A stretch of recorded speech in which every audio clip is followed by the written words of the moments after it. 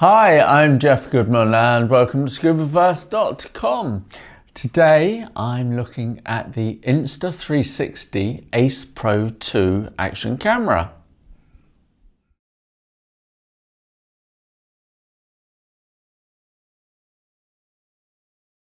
Said I'm not awake in the kryptonite and my head's breaking me down. God is in my sight, I'm losing my fight. Soon enough I'll be out. Said I'm not alright in the kryptonite.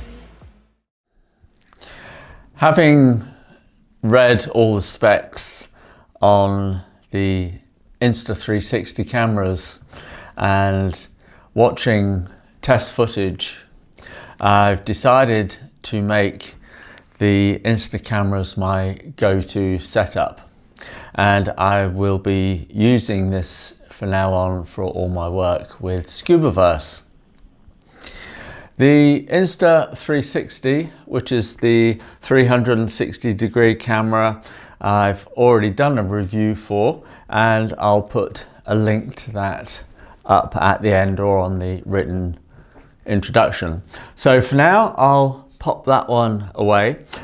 The reason I have this here, by the way, is so that when I'm doing the normal filming with the camera, I have then the option of using the 360 to be able to intercut myself with what I'm filming, and I can pan around in the edit to show various aspects of where I am, especially if I'm inside Rex, which is fabulous.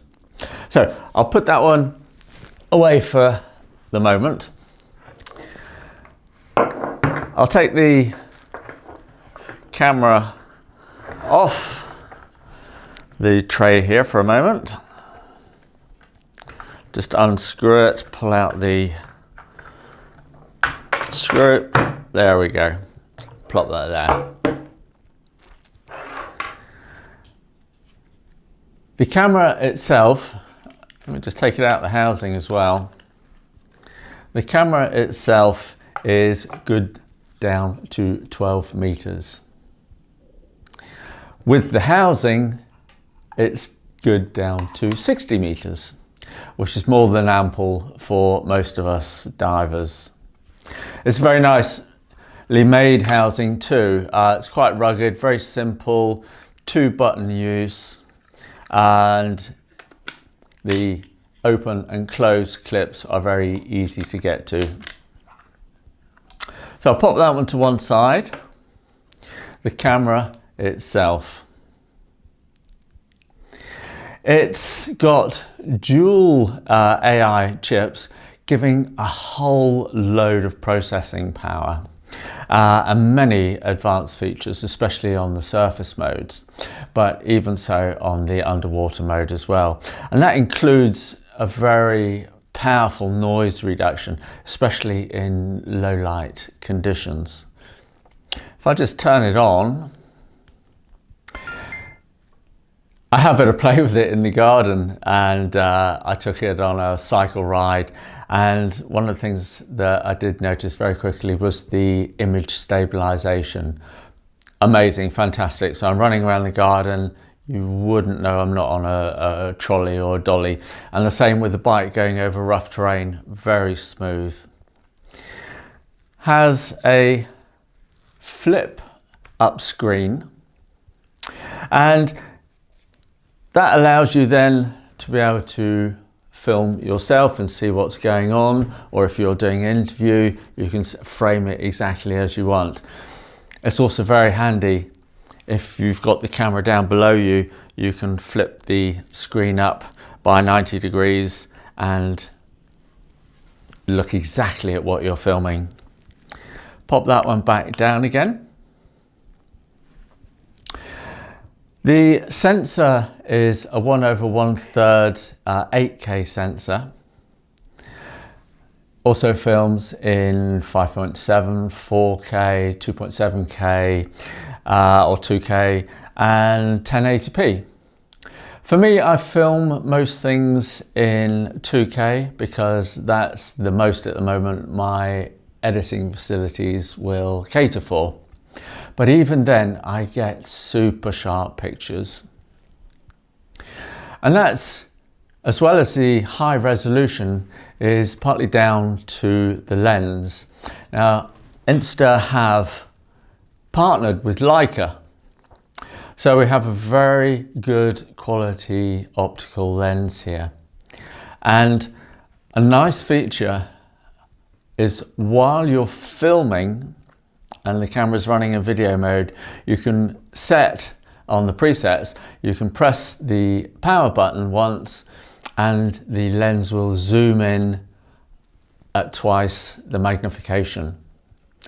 Fantastic. So, and without any loss of quality as well. And press it again and it comes back out to the wide picture. That is incredibly useful, especially when you're underwater and you want to get closer to those little animals that you're trying to film. Also on the lens, it has a replacement or a removable lens protection cover. So things do get scratched over time. Nice thought is that you can just buy a replacement and put it back on. Excellent. The battery is 1800 milliamp hours, supports quick charging, and you get a full charge in 47 minutes. I've been playing around with it, as I say, in the garden, and I haven't even come close to running out of battery power. Has a power saving mode on it as well. In the front here, we have the microphone.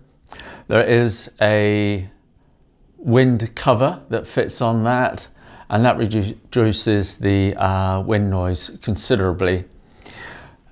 If you take this camera underwater on its own, you want to swap that wind cover over for this little waterproof cover here.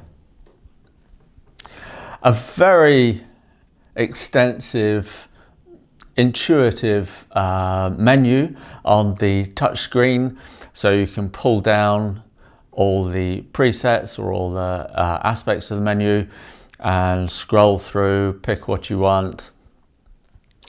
You can also then set your settings for shutter speeds, for resolution, and basically everything you can think of.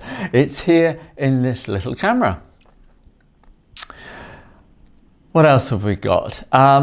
Oh, also presets. You can, especially for the underwater, I find this is quite useful. So if you like a particular setting and stuff, you can set a very quick preset immediately. So you can just go to that, use the camera on that setting. One of the things you do have to do, or it's best to do when using underwater, is bring down the menu, scroll through until you find the underwater setting, and it's just basically it's an icon with a mask and a snorkel, so you can't miss it. Press that, asks you if you want to enable underwater mode, say yes, and underwater mode is now on.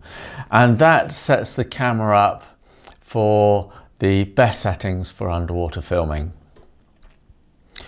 When you come back to the surface, simply open the screen, turn the underwater mode off. Perfect.